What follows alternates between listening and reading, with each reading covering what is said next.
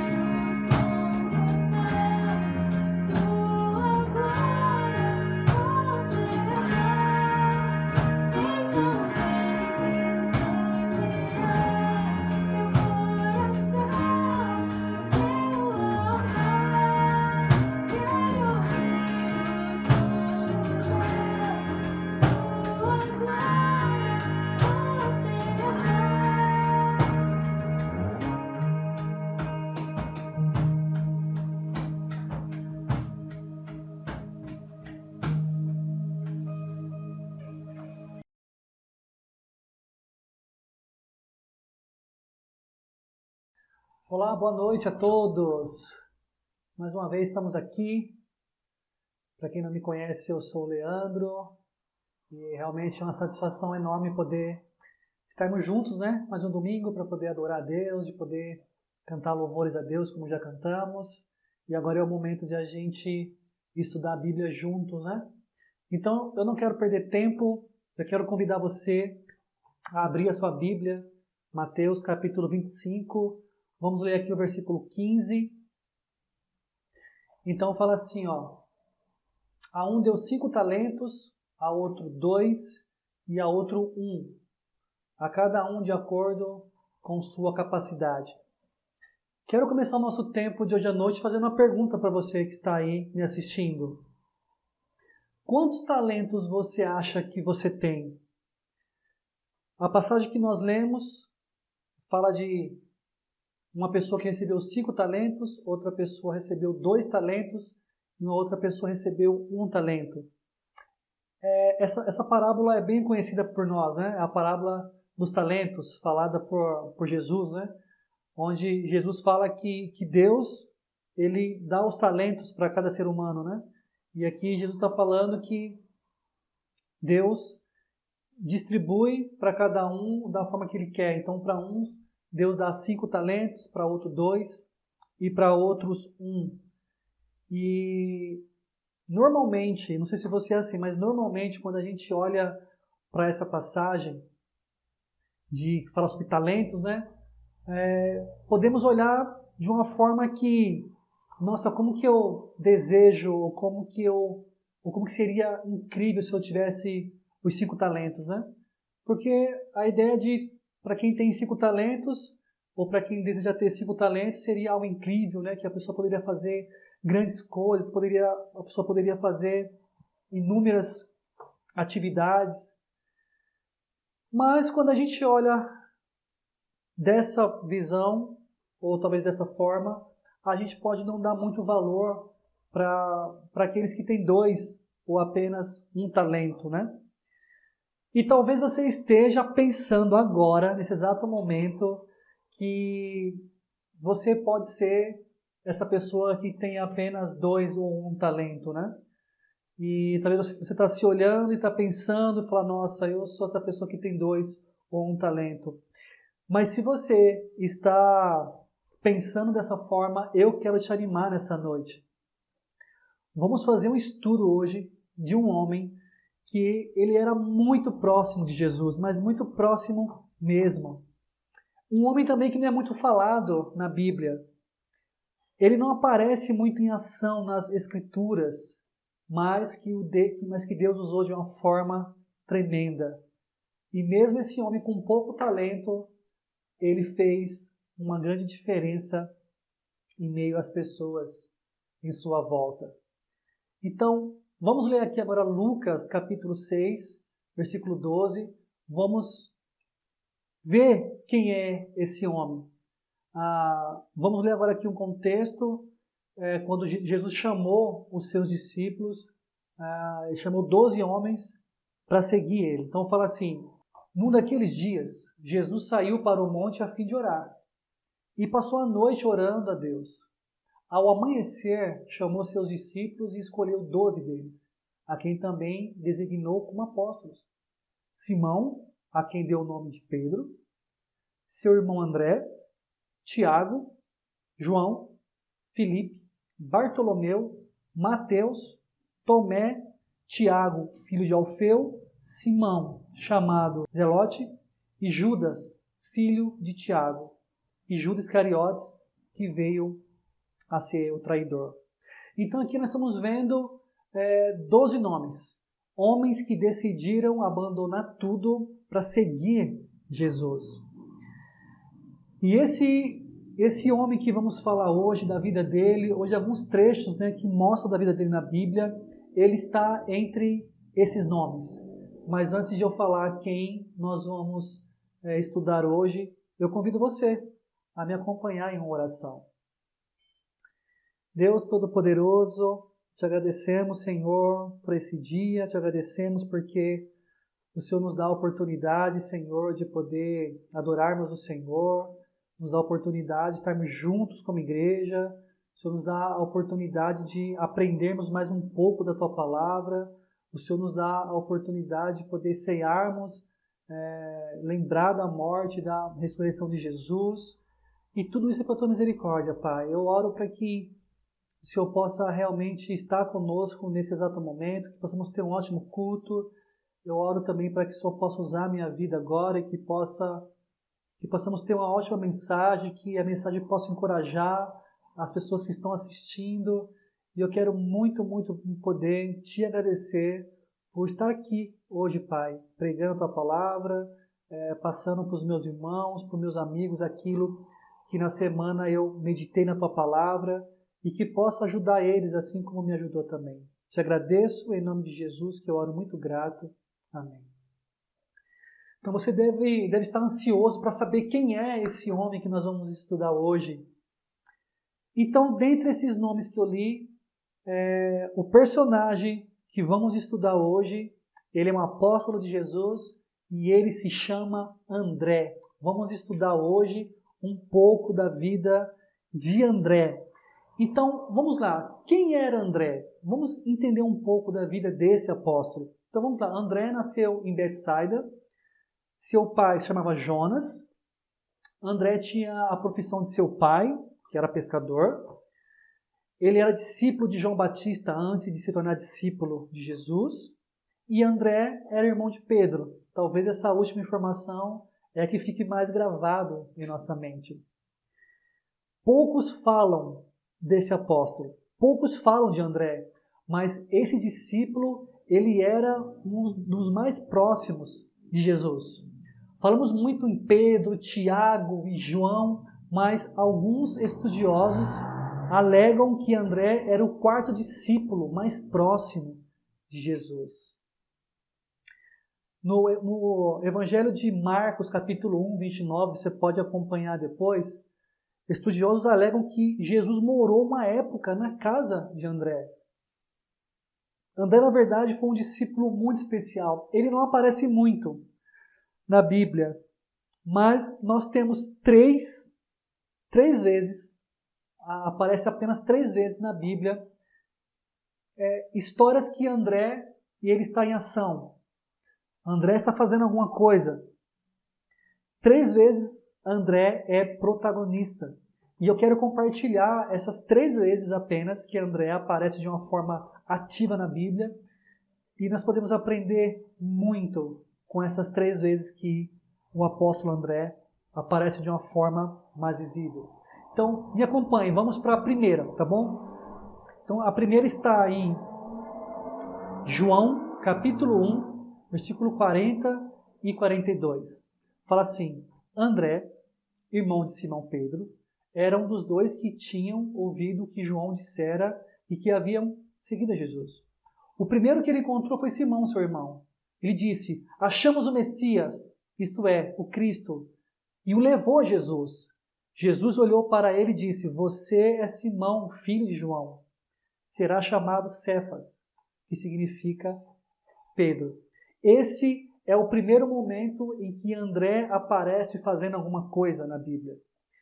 Nesses 2 versículos falam que André, que era irmão de Pedro, como já mencionei antes, foi André que convenceu Pedro a conhecer Jesus, e depois desse acontecimento, Pedro passou a ser um discípulo de Jesus. Pela primeira vez, André, de alguma forma, levou uma ótima notícia. Ele explicou a Pedro quem era Jesus. E não podemos esquecer quem era Pedro, certo? Pedro, ele era movido pelo poder. Se você não sabe, mas Pedro fazia parte de um grupo dos zelotes da época. Era um grupo que queria acabar com o jugo de Roma, mas eles queriam acabar pela força, pela espada. Pedro era um cara impulsivo, vemos isso nas Escrituras. E não era tão fácil assim convencer Pedro. Mas André convenceu Pedro a ir conhecer Jesus, e com certeza Jesus conquistou o coração de Pedro. E essa foi a primeira vez que André apareceu. Vamos para a segunda vez onde André aparece na Bíblia. Evangelho de João, capítulo 6, versículo 8 e 9. Fala assim: outro discípulo, André, irmão de Simão Pedro, tomou a palavra. Aqui está um rapaz com 5 pães de cevada e 2 peixinhos.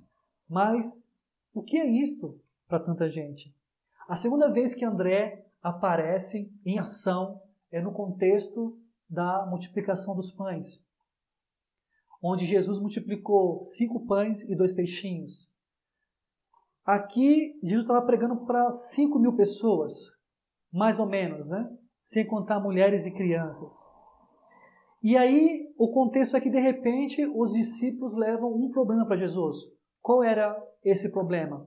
Mestre, a multidão está com fome e nós não temos nada para dar a eles. E agora, o que a gente faz? Aí aparece o apóstolo André com um menino. E ele disse a Jesus: eu tenho um menino comigo e ele tem 5 pães e 2 peixinhos. Ou seja, quem é que acha um menino em meio a uma multidão? Quem é que leva ele até Jesus? André. E André está em ação. E essa é a segunda vez. Vamos para a terceira vez. João, capítulo 12, versículo 20 ao 22. Fala assim: entre os que tinham ido adorar a Deus na festa da Páscoa, estavam alguns gregos. Eles se aproximaram de Filipe, que era de Betsaida, da Galiléia, com um pedido: Senhor, queremos ver Jesus. Filipe foi dizê-lo a André, e os dois juntos o disseram a Jesus. Aqui, esses versículos, o que eles estão querendo nos passar? Fala que entre os que foram acompanhar a festa da Páscoa, que era uma festa judaica, alguns que subiram para adorar a Deus, eles eram gregos.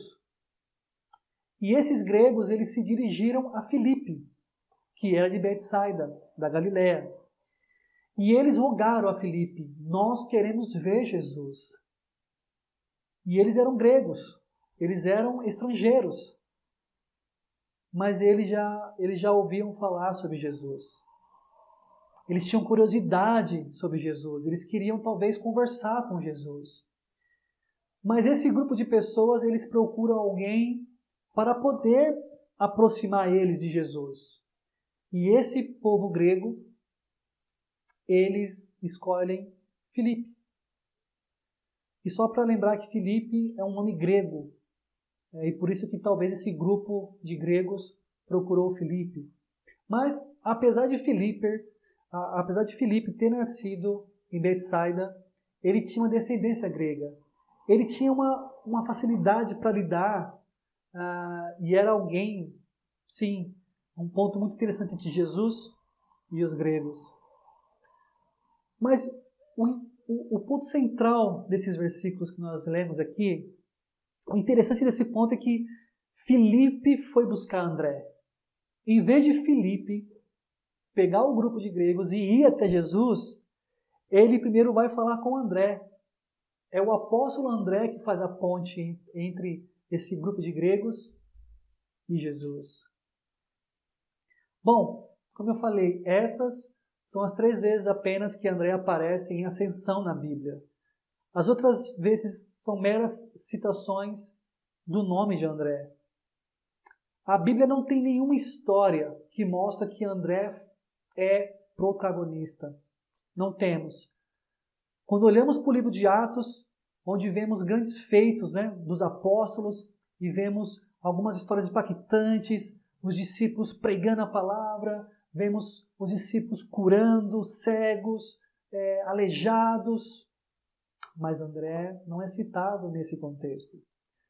No livro de Atos, André só é citado quando a narrativa fala que os discípulos estavam reunidos e orando no dia do Pentecoste. Só. André não é mais citado em nenhum lugar da Bíblia. Ou seja, André foi um discípulo simples, um discípulo humilde. Não apareceu muito. Fez apenas, aos nossos olhos humanos, 3 coisinhas que nós acabamos de ler. André falou de Jesus para Pedro e o convenceu. André trouxe o menino com 5 pães e 2 peixes. E André ajudou um grupo de gregos a chegar até Jesus. Mas não é só isso. O interessante é que André nos ensina coisas preciosas com essas 3 passagens. Por quê? André não foi um homem de muitos talentos. Eu acredito que André não tinha muitos talentos assim. André não foi um grande pregador como seu irmão Pedro, onde Pedro pregou pela primeira vez e já converteu 3.000 pessoas. André também não foi um grande teólogo como Paulo, que deu explicações profundas sobre a teologia bíblica, que foi um grande missionário em outras terras. Não foi André. André também não foi um líder espiritual como João, que depois passou a ser conhecido como o apóstolo do amor. André some depois do livro de Atos. Ele não foi um homem de grandes feitos. E se vocês lembram, no começo desse nosso tempo, eu fiz uma pergunta para vocês. Eu perguntei para vocês sobre talentos. Lembram?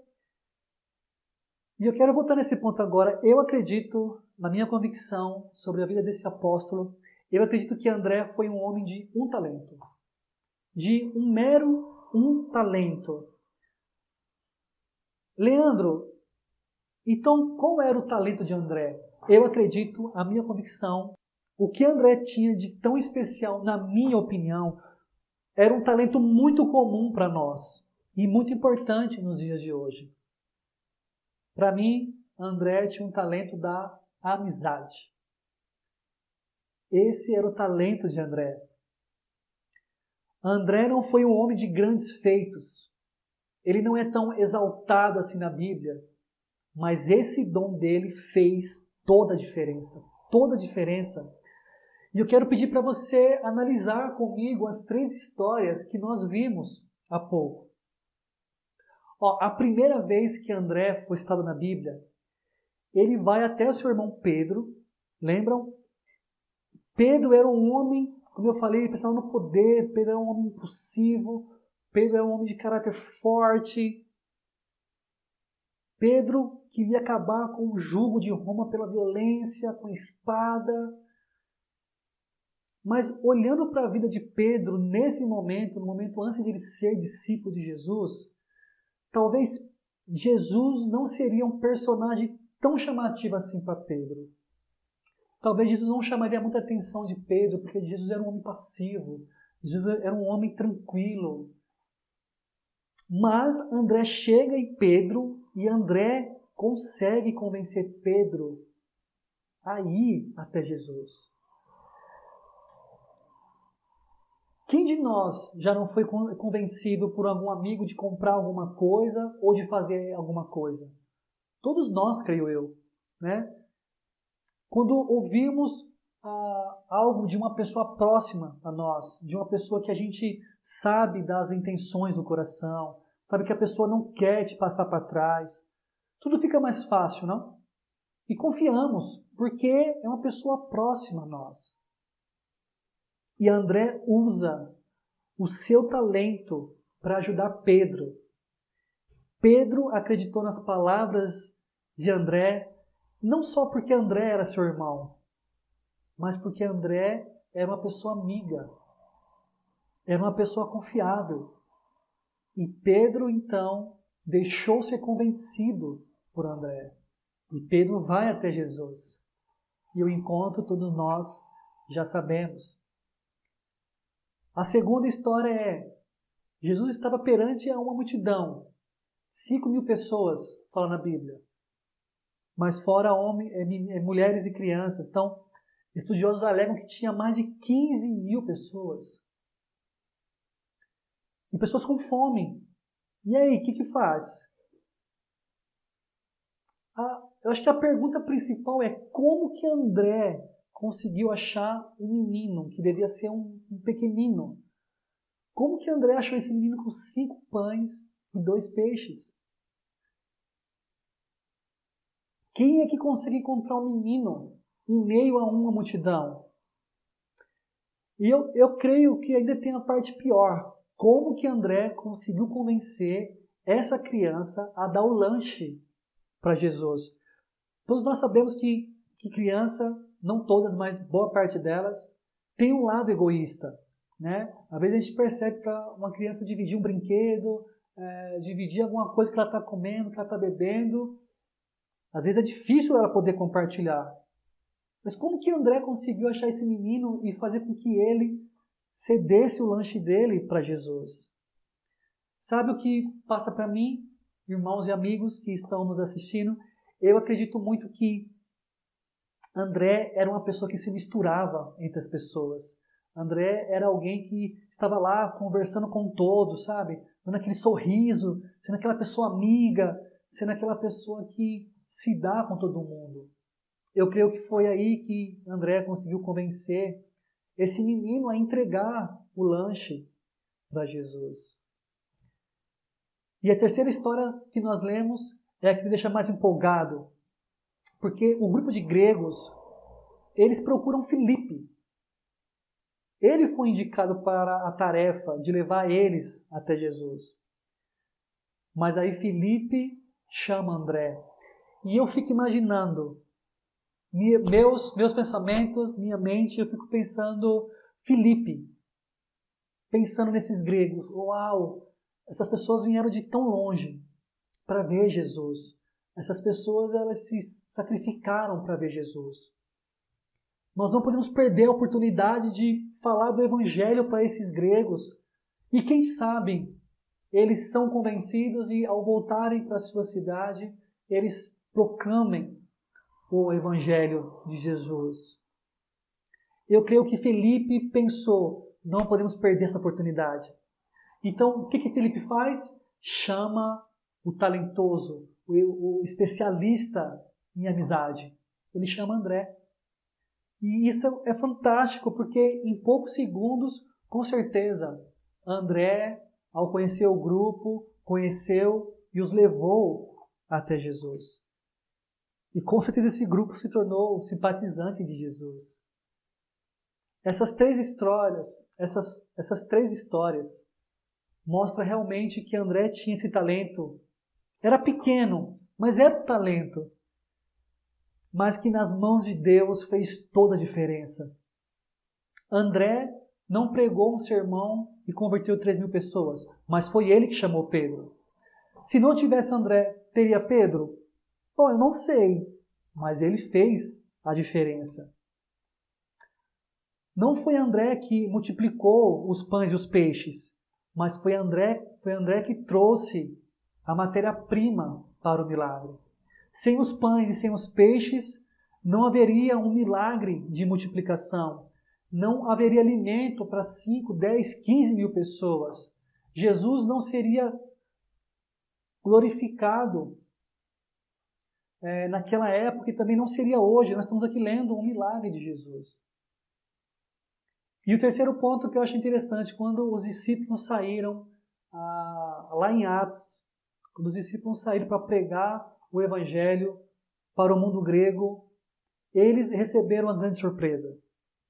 A surpresa foi que, em alguns lugares, onde eles foram pregar o Evangelho, muita gente já havia crido em Jesus. Porque talvez um dia André fez uma ponte entre um grupo de gregos até Jesus. Esses estrangeiros tiveram um encontro com Jesus. Talvez eles voltaram para suas terras e foram os primeiros missionários entre os gregos. Não foi André que convenceu os gregos. Não foi ele o pregador para muitas pessoas em outras terras. Mas o pequeno talento de André os levou até Jesus. Amigos e irmãos, eu quero compartilhar mais uma escritura.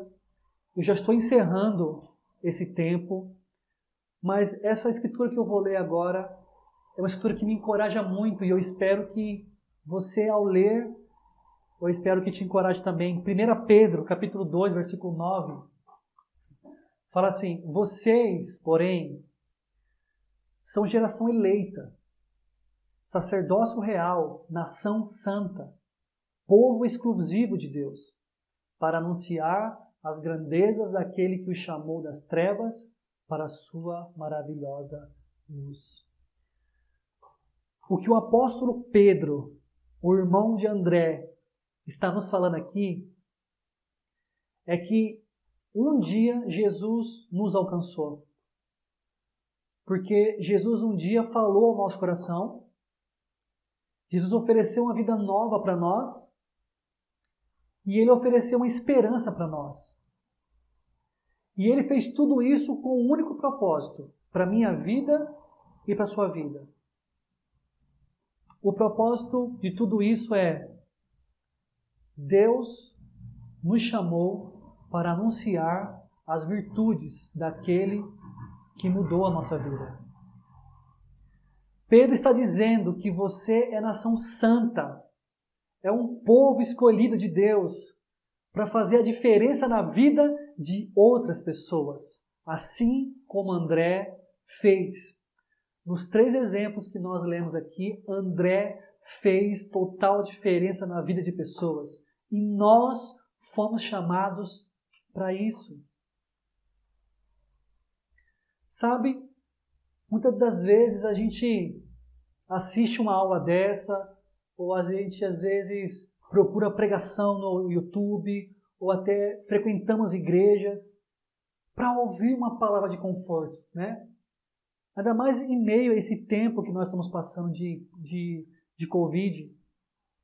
Todos nós temos nossas lutas, temos nossos problemas. Talvez fazemos uma lista de pedidos, né, de oração, dos nossos problemas para serem resolvidos. Mas eu queria hoje falar algo diferente com você. Deus te escolheu para resolver o problema de outras pessoas. Às vezes nós nos centramos muito em nossos problemas. E às vezes esquecemos das pessoas que estão precisando mais em nossa volta. Deus escolheu você para ser uma bênção para os outros. Deus te escolheu para você fazer a diferença na vida de outras pessoas. Olha, para pensar na sua semana, na minha semana, quantas pessoas nós não estamos encontrando, ou quantas pessoas a gente não ouve falar que estão precisando de ajuda, que estão sofrendo. Olha, nós podemos ser luz para essas pessoas. Às vezes você pensa, ou eu posso pensar também. Às vezes nós pensamos juntos, Leandro, mas eu não tenho muito o que fazer. Eu não sei o que fazer. Eu não tenho muitos talentos. Como que eu vou lidar com isso? Isso não importa. Vemos na vida de André.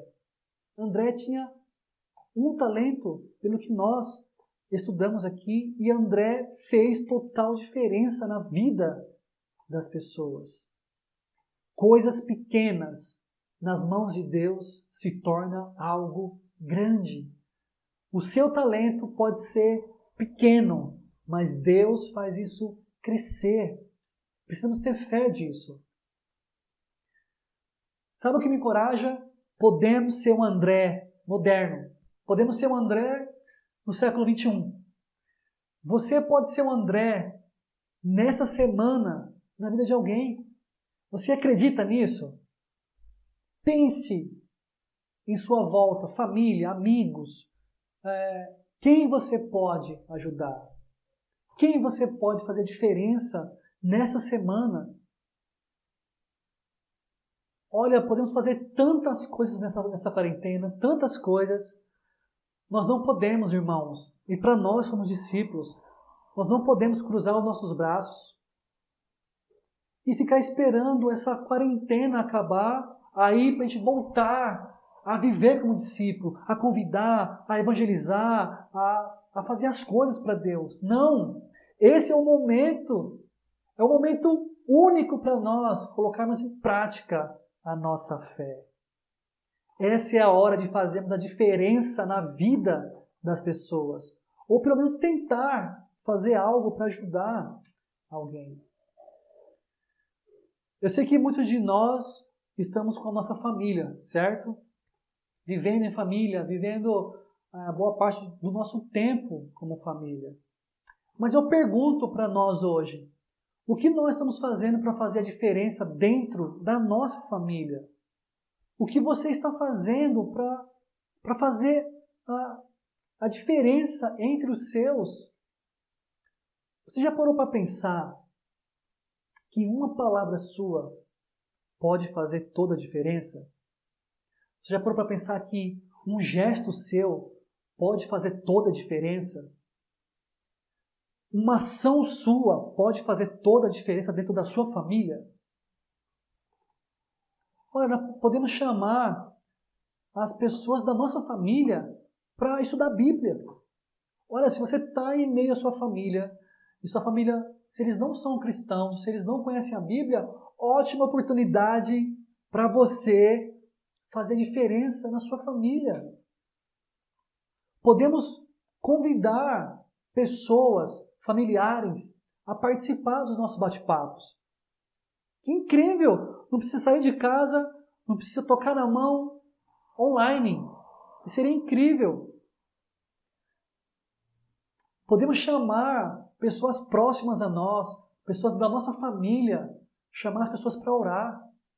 Em meio ao caos que estamos passando, as pessoas vão se pontificar, mesmo que elas não saibam orar, mas elas sabem e elas estão vendo que o negócio é sério dessa pandemia.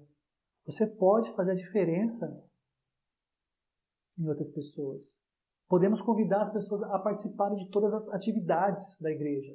Por mais que online, mas podemos convidar pessoas. Sabe, irmãos e amigos, Deus nos chamou com um propósito. O chamado é para anunciarmos as grandezas daquele que nos chamou das trevas para a sua maravilhosa luz. Quantas pessoas não estão sofrendo aí?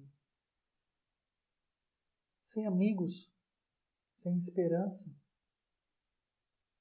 E nós podemos fazer a diferença na vida dessas pessoas. Com uma ligação, com uma mensagem, um convite, com um cartão, uma pequena atitude, nós podemos mudar a vida de uma pessoa. Sabe o que eu fiz nessa semana? Quero encorajar você. Eu peguei todos os contatos do meu celular e eu contei aqui, deu mais de 40 pessoas. Eu fiz uma mensagem padrão, me apresentando, falando que eu era cristão e que eu tinha o intuito da mensagem seria chamar as pessoas a estudarem a Bíblia. E eu mandei para um monte de gente. Mas eu mandei para um monte de gente. Irmãos, as pessoas têm me respondido. Isso é incrível. Algumas pessoas leram a mensagem, algumas não responderam, mas outras responderam. E eu estou com fé. Eu estou com fé que um convite desse, chamar uma pessoa para estudar a Bíblia, Deus pode usar a minha vida para mudar a vida de pessoas. Eu quero te encorajar, não só pelo WhatsApp, você que tem Facebook, você que tem Instagram, quantas pessoas não tem na sua rede social? Uma mensagem, um simples convite, nós podemos mudar a vida de muitas pessoas. Acredite nisso. Deus pode fazer muitas coisas através de uma atitude tão simples, assim como foi de André. E eu quero concluir o nosso tempo hoje. E eu quero lançar um desafio a todos nós nessa noite. Se você é discípulo, amém. Se você também não é discípulo, amém. Serve para você também. A semana está começando, certo? Então, amanhã é segunda-feira. Vamos iniciar a semana. Eu quero chamar todos a sermos André na vida de alguém nessa semana. Você topa? Olha, vamos demonstrar pequenas atitudes na vida de outras pessoas. Vamos esquecer um pouco de nós nessa semana. Esquece um pouco de nós. Vamos tentar ser amigo de pessoas que estejam precisando de ajuda, que estão sofrendo. E vamos tentar ser amigo de pessoas que estejam precisando de ajuda. Não precisamos pegar na mão, não precisamos sair de casa. O que precisamos é ter um coração e a vontade de fazer a diferença na vida de outra pessoa. Eu quero lançar esse desafio para todos nós como discípulos, e que é um desafio que possa te ajudar a crescer com Deus, que possa ajudar o nosso coração a ir para Deus. Então eu espero que você aceite esse desafio. Se você faz parte dessa igreja, Ribeirão Preto, compartilha no grupo da família o que você fez e compartilha com a gente se você está vendo essa aula, e se você é amigo, se você é parente de algum de nós aqui, mande a mensagem para essa pessoa que você conhece. Essa pessoa vai compartilhar no grupo da família, e eu não tenho dúvida que isso vai encorajar muito, muito os nossos corações. Eu convido você, e eu também me coloco nessa posição de sermos André na vida de alguém. Olha, que possamos ter uma ótima semana, que essa mensagem possa realmente alegrar o seu coração. Eu não sei como que você se vê com um talento, com 3, com 5, com 10, mas olha, um talento apenas, Deus pode fazer grandes coisas através da nossa vida. Que você possa ter uma ótima semana, que Deus continue nos protegendo desse Covid, e que semana que vem nós possamos estar juntos realmente, adorando, louvando a Deus. Obrigado por sua paciência. Agora vamos cantar uma canção e logo em seguida teremos a Santa Ceia. Um abraço. Tchau, tchau.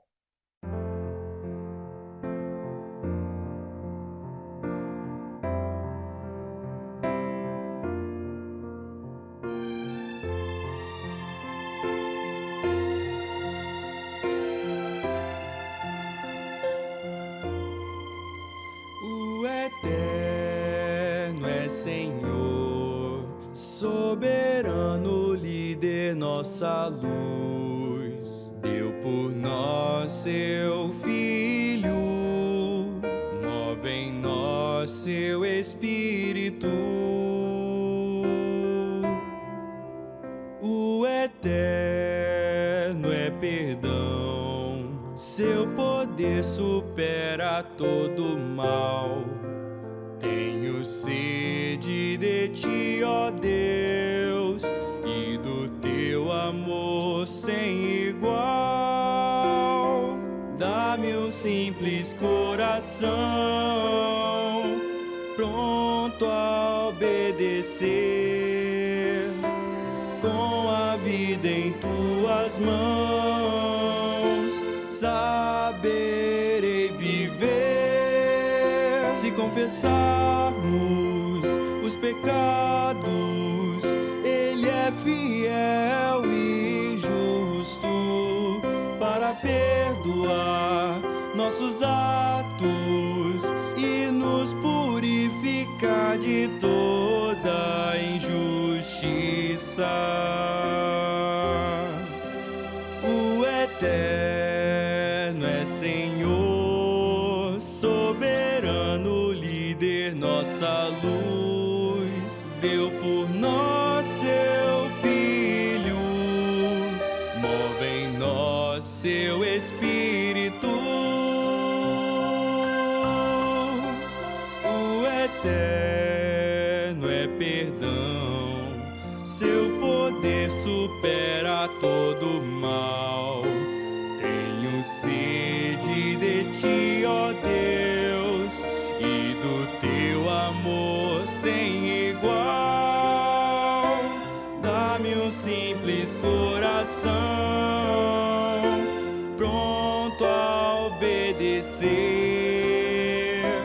com a vida em tuas mãos, saberei viver. Se confessarmos os pecados, Ele é fiel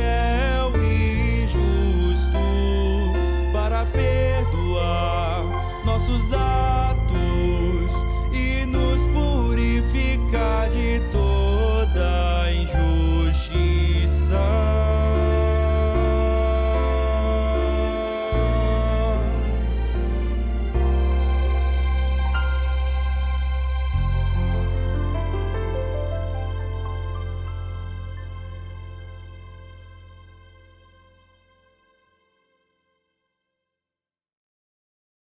Olá, mais uma vez. Agora é o momento da Santa Ceia. É o momento onde nós, discípulos de Jesus, meditamos na morte e na ressurreição de Cristo. E é um momento muito importante para nós como igreja. Eu quero iniciar esse tempo de reflexão para todos nós. Queria ler primeiro 2 salmos. Salmos 92, versículo 1, que fala: Como é bom render graças ao Senhor e cantar louvores ao teu nome, ó Altíssimo. E a segunda escritura é Salmos 95, versículo 2, que fala: Vamos à presença dele com ações de graças, vamos aclamá-lo com cânticos de louvor. Ao lermos esses 2 versículos, vemos 2 palavras em comum. A palavra graça. Todas as vezes que lemos a palavra graça na Bíblia, Deus nos chama a celebrar, Deus nos chama a adorar, Deus nos chama a se alegrar e a festejar. É um momento de festa. Sempre foi. O povo de Deus sempre viu essa palavra como festa. Você pode ler nos Salmos, você pode ler qualquer salmo, você vai perceber que toda vez que você lê a palavra graça, o povo está celebrando e está louvando a Deus com muita alegria. E pegando esse ponto, eu quero fazer uma ponte para Marcos, capítulo 14, do versículo 22 ao 26. É um momento onde Jesus, antes de ser crucificado, ele prepara um momento dele com os seus discípulos e é onde Jesus ele faz essa ceia com os seus discípulos. Então é o momento que nós vamos ler agora que fala: Enquanto comiam, Jesus tomou o pão, deu graças, partiu e o deu aos discípulos, dizendo: Tomem, isto é meu corpo. E em seguida tomou o cálice, deu graças, ofereceu aos discípulos e todos beberam. E lhes disse: Isto é meu sangue da aliança, que é derramado em favor de muitos. Eu lhes afirmo que não beberei outra vez do fruto da videira, até que aquele dia em que beberei o vinho novo no reino de Deus. Depois de terem cantado um hino, saíram para o Monte das Oliveiras. Percebemos que nos 2 primeiros versículos que lemos, Jesus deu graças tanto ao partir do pão quanto ao beber o cálice. Sabe, Jesus estava se alegrando com os seus discípulos. Assim como vimos nos Salmos. A palavra graça significa se alegrar, festejar, adorar. Por mais que Jesus sabia o que estava à frente, o que ele ia passar, esse momento Jesus se alegrou. A ceia não é para ser um funeral. A gente não deveria lembrar de Jesus nesse momento com um ar de tristeza, mas sim com uma festa, com uma adoração, um momento de muita alegria, de muita gratidão da nossa parte para com Deus. Nesse momento, Jesus se alegrou. Por quê? Porque Jesus não foi para a cruz triste. Ele não foi para a cruz obrigado. Ele foi para a cruz por amor a mim e por amor a você. Eu creio que ao tomarmos a ceia, talvez com um sentimento de tristeza, talvez com um sentimento de não muita alegria, eu gosto de comparar talvez como você presenteasse uma pessoa com algo de melhor. E a pessoa, ao receber esse presente seu, ela demonstrasse uma tristeza por saber que você se sacrificou tanto para dar aquele presente para ela. Mas não é isso que a gente espera de uma pessoa que a gente presenteia, não é verdade?